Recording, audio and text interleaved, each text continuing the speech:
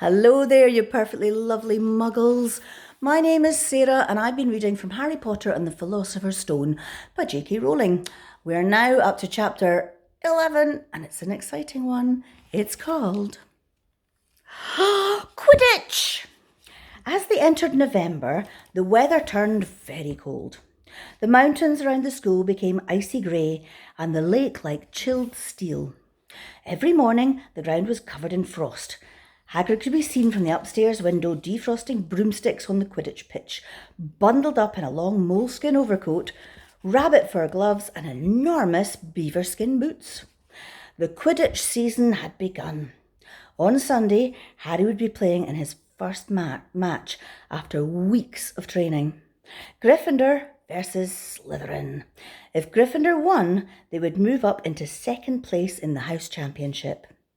Hardly anyone had seen Harry play because Wood had decided that, as their secret weapon, Harry should be kept, well, secret. But the news that he was playing Seeker had leaked out somehow. And Harry didn't know which was worse. People telling him that he'd be brilliant, or people telling him that they'd be running around underneath him holding a mattress. It was really lucky that Harry now had Hermione as a friend. He didn't know how he'd have got through all his homework without her, what with all the last-minute Quidditch practice that Wood was making them do.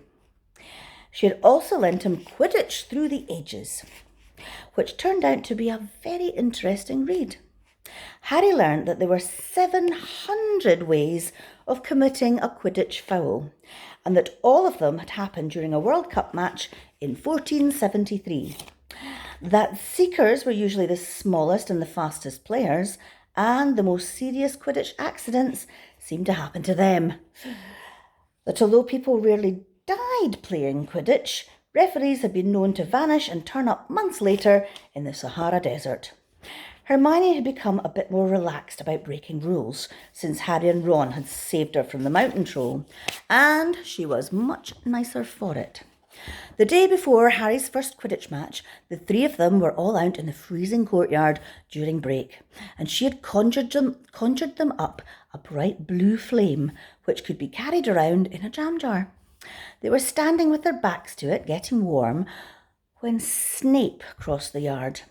Harry noticed at once that Snape was limping. Harry, Ron and Hermione moved closer together to block the fire from view. They were sure that it wouldn't be allowed. Unfortunately, something about their guilty faces caught Snape's eye. He limped over. He hadn't seen the fire, but he seemed to be looking for a reason to tell them off anyway. "What's that you've got there, Potter?" It was the Quidditch Through the Ages, and Harry showed him. "Library books are not to be taken out of the school," said Snape. "Give it to me. 5 points from Gryffindor." "He just made that up," Harry muttered angrily as Snape limped away. "What's wrong with his leg?" "I don't know, but I hope it's really hurting him," said Ron bitterly. The Gryffindor common room was very noisy that evening. Harry, Ron and Hermione sat together next to a window. Hermione was checking Harry and Ron's charms homework for them. She would never let them copy because how will you learn? But by asking her to read it through, well, they got the answers anyway. Harry felt restless. He wanted Quidditch Through the Ages back to take his mind off his nerves about tomorrow. Why should he be afraid of Snape? Getting up, he told Ron and Hermione that he was going to ask Snape if he could just have it. "Rather you than me," they both said together, but Harry had an idea that Snape wouldn't refuse if there were other teachers listening. He made his way down to the staff room and knocked. There was no answer. He knocked again. Nothing. Perhaps Snape had left the book in there. It was worth a try. He pushed the door ajar and peered inside. And a horrible scene met his eyes. Snape and Filch were inside, alone. Snape was holding his robe just above his knees. One of his legs was bloody and mangled, and Filch was handing Snape bandages. "Blasted thing," Snape was saying. "How are you supposed to keep your eyes on all three heads at once?" Harry tried to shut the door quietly, but "Potter!" Snape's face was twisted with fury as he dropped his robes quickly to hide his legs. Harry gulped. I just wondered if I could have my book back. Get out! Out! Harry left before Snape could take any more points from Gryffindor. He sprinted back upstairs. Did you get it? Ron asked as Harry joined them. What's the matter? In a low whisper, Harry told them what he'd seen. You know what this means, he finished breathlessly. He tried to get past that three-headed dog at Halloween. That's where he was going when we saw him. He's after whatever it's guarding, and I bet my broomstick he let that troll in to create a diversion. Hermione's eyes were wide. No, he wouldn't, she said. I mean, I know he's not very nice, but he wouldn't try and steal something that Dumbledore was keeping safe. Honestly, Hermione, you think all teachers are saints or something, snapped Ron. I'm with Harry. I wouldn't put anything past Snape. But what's he after, and what's the dog guarding? Harry went to bed with his head buzzing with the same questions. Neville was snoring loudly, but Harry couldn't sleep.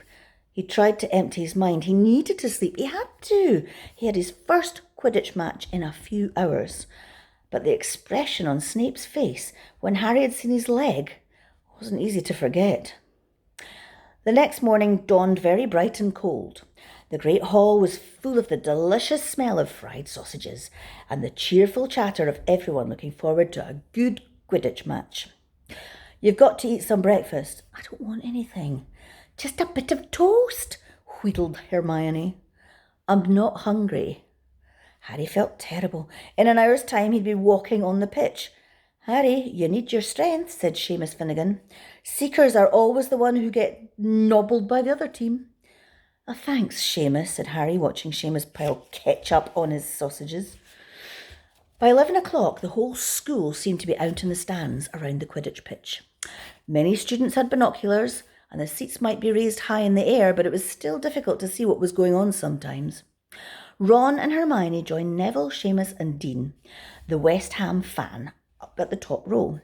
As a surprise for Harry, they'd painted a large banner on one of the sheets that Scabbers had ruined, and it said, Potter for President! And Dean, who was good at drawing, had done a large Gryffindor lion underneath. Then Hermione had performed a tricky little charm so that the paint flashed different colours. Meanwhile, in the changing room, Harry and the rest of the team were changing into their scarlet Quidditch robes. Slytherin would be playing in green. Wood cleared his throat for silence.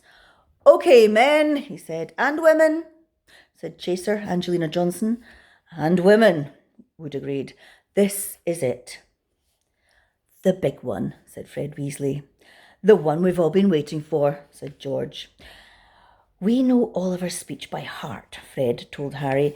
We were in the team last year. Oh, shut up, you two, said Wood. This is the best team Gryffindor has had in years. We are going to win, I know it. He glared at them as if to say, oh, else. Right, it's time. Good luck, all of you. Harry followed Fred and George out to the changing room and, hoping that his knees weren't going to give way, walked onto the pitch to loud cheers. Madam Hooch was refereeing. She stood in the middle of the pitch waiting for the two teams, her broom in her hand. Now, I want a nice fair game, all of you, she said, once they were all gathered around her. Harry noticed that she seemed to be speaking particularly to the Slytherin captain, Marcus Flint, a sixth year. Harry thought that Flint looked as if he had some troll blood in him. Out of the corner of his eye, he saw the fluttering banner high above, flashing, Potter for President! Over the crowd. His heart skipped and he felt braver. Mount your brooms, please. Harry clambered onto his Nimbus 2000. Well, I hope you've cleaned your teeth, washed your hands, and that you're snuggling into bed. I will be reading and posting the next chapter if you want, the next part of this chapter, if you want to listen to it straight away. But if not, snuggle in nicely. Give yourself a big cuddle, and I'll see you tomorrow. Night, night.